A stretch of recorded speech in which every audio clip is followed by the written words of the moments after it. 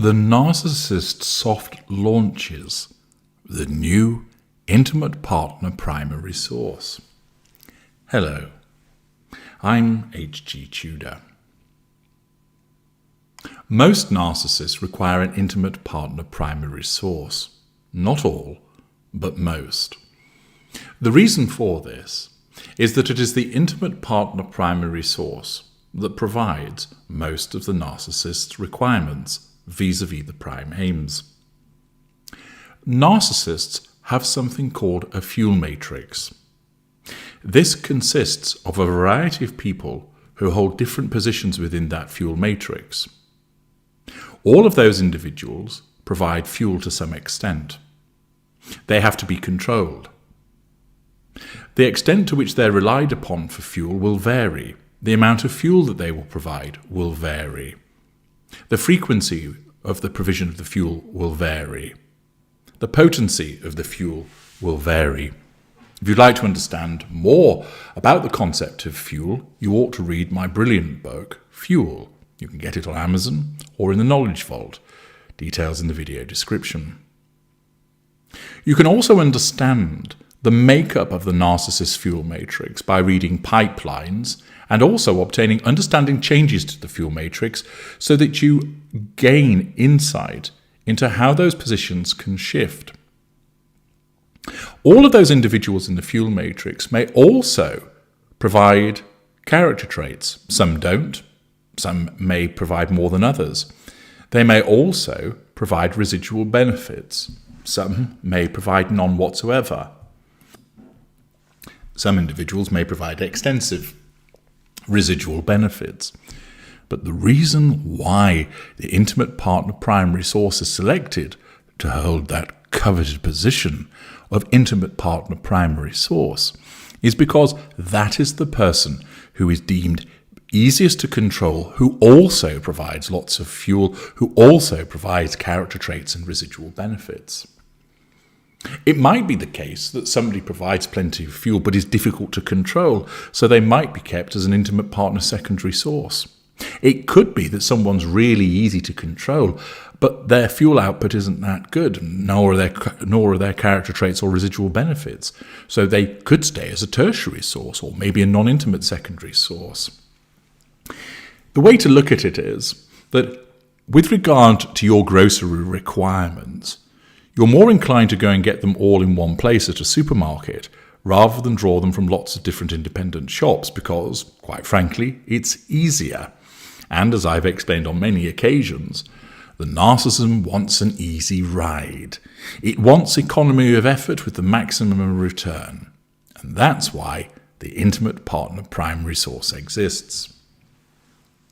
The intimate partner primary source starts life as a tertiary or secondary source, becomes intimate, and if they are deemed, following a period of time as the candidate intimate partner secondary source, they become that primary source and they're embedded. Embedding can take the form of being declared boyfriend or girlfriend and seeing one another regularly, or moving in together, or getting married, or getting engaged. The fact is, the intimate partner primary source is hugely important to the narcissist. And that's why the narcissism compels the narcissist to invariably utilize love bombing, to get this person under control as quickly as possible, to give them a dazzling golden period, and then embed them. In some instances, people have noticed that there is this necessity of introducing the intimate partner primary source to the world. Now, naturally, when you enter a new relationship, let's say that it's not with a narcissist, we'll put that to one side for the moment, you might tell a few of your close friends that you've started sort of seeing somebody. You may, as things become more certain, decide to introduce them to your family and to those friends. You may mention of it to colleagues. You may start referencing the fact that you're seeing somebody in your social media posts. For instance, perhaps putting a picture up of the two of you together going out for a meal or going on a walk, or changing a profile picture to herald the arrival of this person who's important in your life. One thing that has been noticed by people that have raised a query with me is the concept of how the narcissist engages in what could be described as a soft launch about the intimate partner primary source. Some narcissists operate with a veiled intimate partner primary source. Watch the video of that name to learn more, the veiled IPPS. Many narcissists herald the arrival of the new intimate partner primary source with much fanfare. Very quickly, failing to recognize boundaries, the individual is announced to family and friends quite early on in the relationship. It's almost like they go on a grand progress, being toured around, the friends and the family being introduced to them, parties being held, nights out being organized. I want you to meet my new girlfriend. Come and meet my new girlfriend. This is my new girlfriend. The narcissist makes sure that the world can be in no doubt that they're in a relationship, introducing them to their friends, to their family, perhaps making mention of it to a neighbour, issuing pronouncements on social media. But in other instances, there isn't all of the fanfare, and instead, what happens is that the narcissist seems to behave almost in a cryptic fashion. For instance, on social media, there'll be a picture of two hands being held, and perhaps no comment with the picture. There might be, for instance, two wine glasses on a table, one perhaps smudged with a little bit of lipstick, with the sun in the background, and perhaps the caption of enjoying an evening in the sun.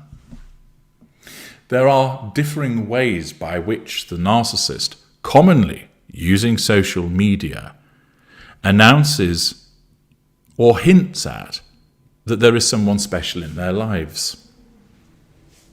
Why is this done? Why is it that the narcissist operates almost in a subtle fashion? After all, narcissists aren't necessarily always known for their subtlety.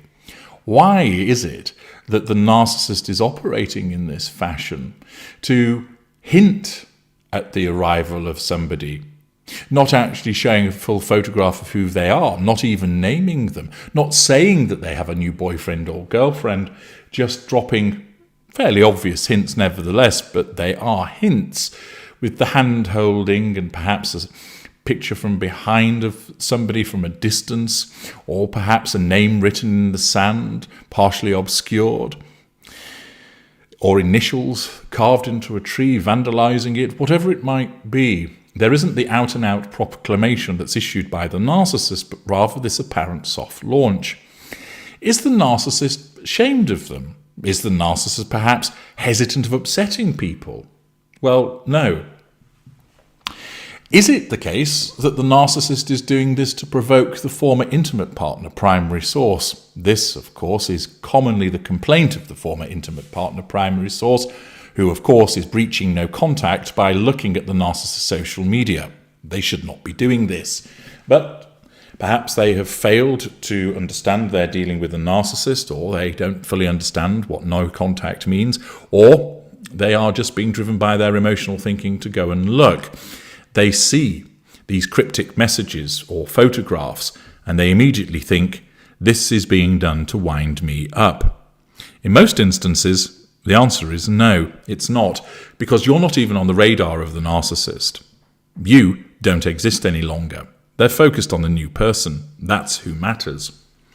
The reason why the narcissist engages in this soft launch is basically to generate attention, i.e. fuel.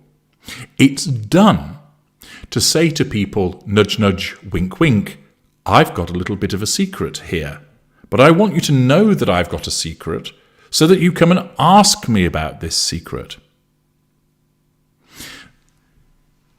By withholding information, this allows the narcissist to exercise power, which, as you know, is a manifestation of control.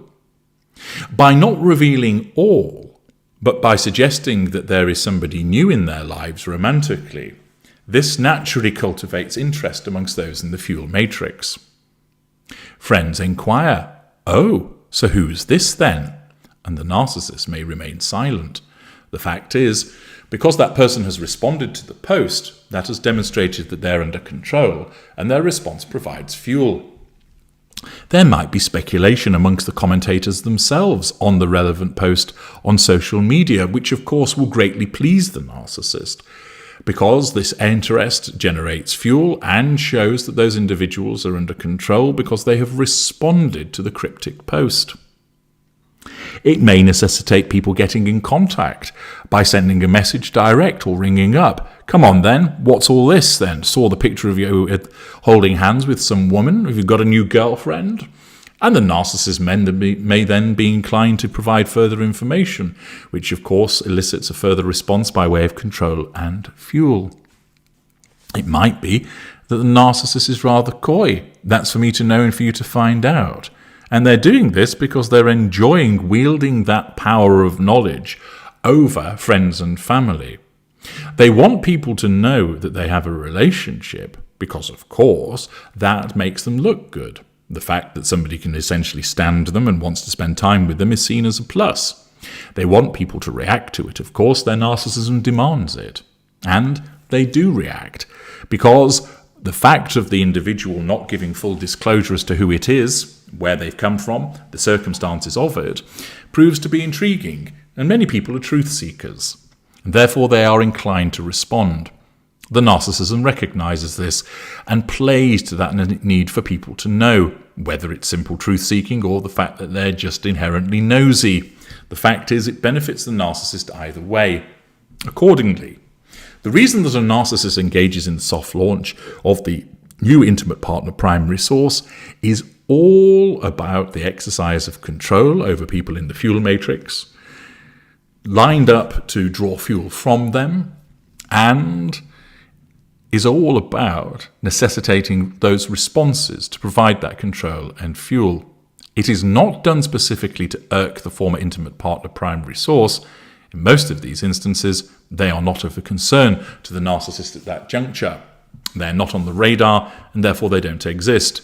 They're more likely to have been more material earlier on following the demise of that relationship, or at a later juncture when the current relationship moves into devaluation. The fact is, the narcissist isn't ashamed of the person. It isn't that they're trying to keep them secret to avoid other people finding out that they're in a relationship, but it's done to cultivate an air of mystery, to cause people to want to ask about them, because that then puts the narcissist in the spotlight, which is where the narcissist loves to be. I'm H.G. Tudor. Thank you.